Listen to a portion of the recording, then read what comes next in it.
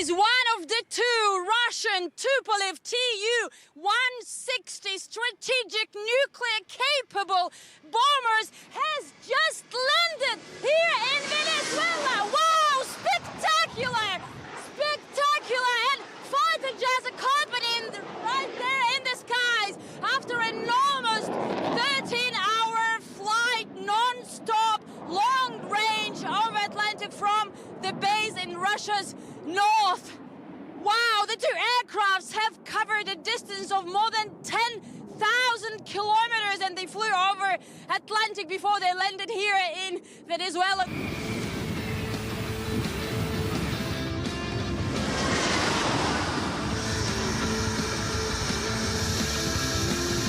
Tu-160 is supersonic strategic bomber, Black Jack, under NATO classification known in Russia as White Swan.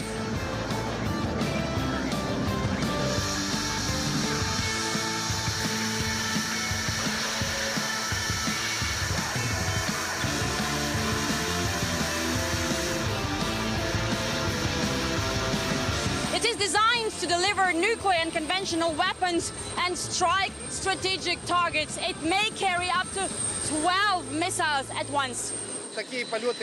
Such flights are useful to us. Within Russia, we can conduct long-distance non-stop flights, but not one like this. The aircraft crossed an ocean and passed through different latitudes, which is useful for training and demonstrating aircraft reliability. This visit is part of a very close military cooperation between the two countries. Russia is Venezuela's army #1 provider, with its helicopters, fighter jets, rocket complexes and other weaponry being in active use by the country's armed forces for years already under multi-billion contracts. The country's defense minister has come to the airfield to personally greet the Russian pilots. Our armed forces have improved their combat readiness. We are constantly working to raise our game and ensure that we have a modern military capable of defending the country. Russia and Venezuela have already conducted numerous joint military drills, and later this week on Wednesday, these two White Swans are expected to leap to the air as part of yet another Russian-Venezuelan military.